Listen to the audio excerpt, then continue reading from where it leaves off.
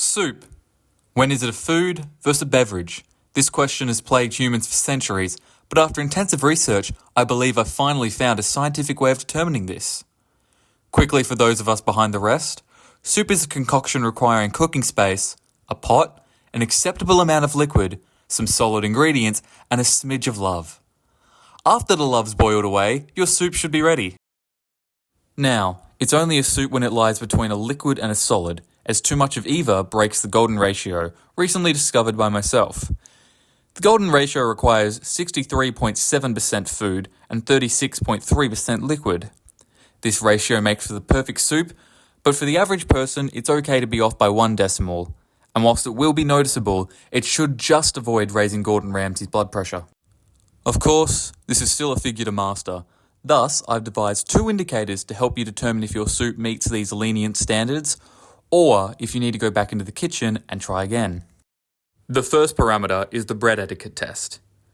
When soup has been properly ratioed, even the fanciest consumers will stick with just 1 slice of bread to dip, just enough to enjoy soup culture as intended, without filling themselves up.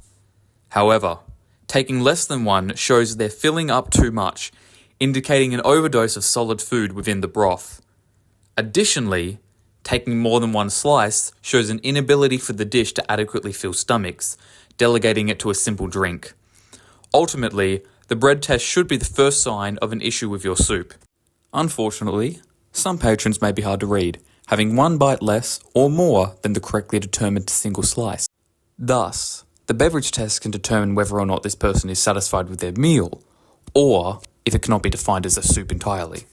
For this test, we examine how many drinks an individual consumes with their soup, showcasing how thirst-quenching their meal was. A respected soup shall prevent a person going below 2 drinks, as doing so indicates they're overly hydrated by their meal, nor will they go above 2, indicating a lack of liquid for their soup. The only exception for this is alcoholics, who indicate a correct food to liquid ratio through 12 drinks, no more, no less. Now you have the tools to determine what makes a proper soup versus a beverage or solid meal.